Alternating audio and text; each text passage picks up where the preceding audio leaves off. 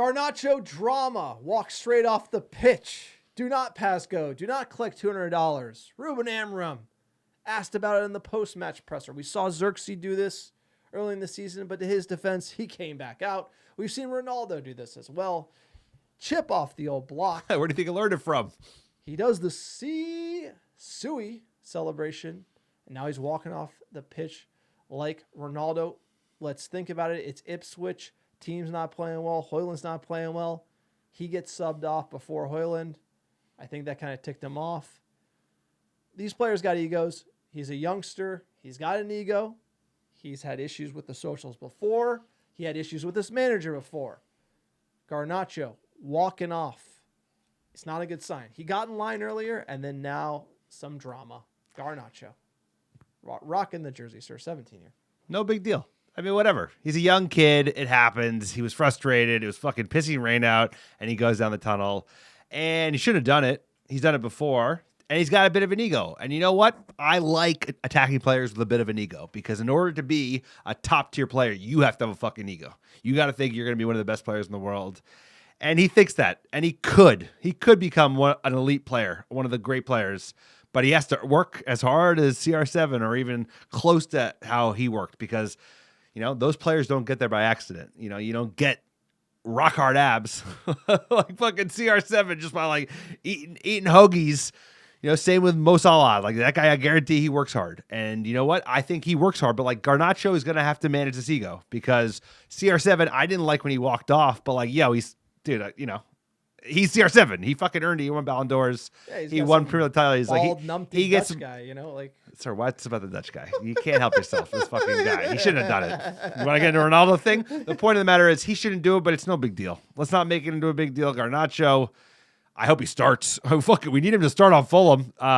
But he's got to be doing less of this. But young kid, high flyer, big head. You know, he needs his manager to pull him back down to earth. You think Amorim's gonna like not say this isn't a big deal? Look, here's the thing. He protected him in the presser. Walking off, not a big deal. Posting it that's on bad. Instagram, That's bad. which That's is bad. what we see here. This That's is the bad. post on Instagram. That's not good. Is not good, right? That's not And good. so I don't think Amorim saw this in the presser. I think this is getting to you're on the bench again, the drama again, and then this is where United is. Look, he's a young kid. He has issues with the socials. He's got some attitude. Apparently, he had attitude in the Argentinian dressing room, right? We've heard that. Like, apparently, he had problems with Ten Hag. You can't talk about Ronaldo in the Argentinian dressing room. Like, it's like policed. Like, he was told you can't do the celebration. You can't. Really? Yeah. No, this is legit. That legit. It came out this week. The Argentinian team talking about it, how like it's very sensitive not to discuss Ronaldo in the Argentinian dressing which is room, hilarious on its own.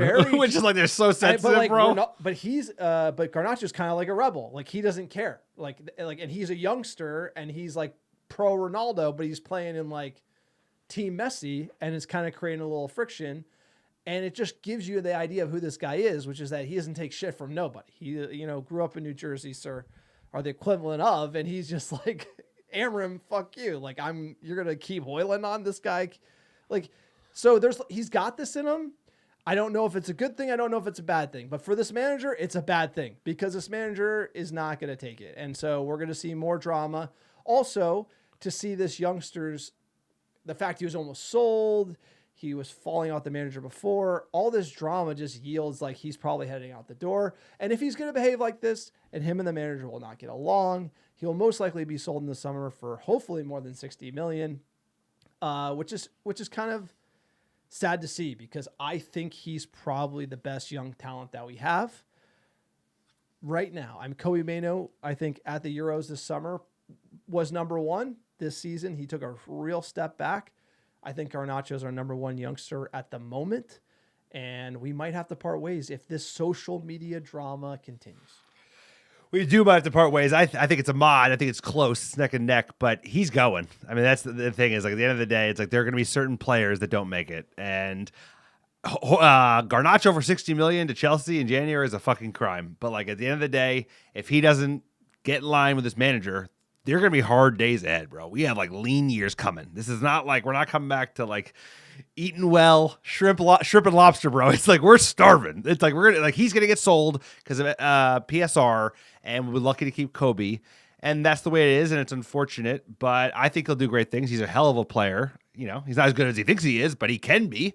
And I want him to stay here. I want him to fly right. I want him to win a Europa League under Ruben Amorim this season, scoring the winning goal. But he definitely, I think he's letting his ego get in the way of progression because I think he's being too CR7, bro, and he hasn't earned that yet. I think that's fair. Look, Garnacho, if you get rid of Garnacho, who's scoring goals? We already got rid of Rashford. We already got rid of Anthony. I mean, not this year. But you're getting rid of talent, and then who's left? You know, so I just want to say we do need player. He's the only person that can beat a man for pace with Ahmad out, right? So him and Ahmad is an attractive front three, and then you put it like an Osim in there, and you're like, okay, there's something. It's not like a great attack, but there's some sort of attack versus what we have with Herxey. So I don't want to get rid of him. I just think the finances. I think there's the finances are pushing him out the door, and then this drama will definitely push him out the door. And so I was hoping that him staying, could be that spark. He could have some form. We'll keep you posted here. I'm pretty sure he's gonna be on the bench against Fulham. This social media post isn't the best thing. Let us know what you think. Is this just stupid drama? Is Amorim actually protecting him in the press, or is he going to go full bore drama, push him out of the squad to be sold in the summer? I feel like we need less drama at Manchester United these days. Please subscribe to the channel, and we'll see you in the next Manchester United video.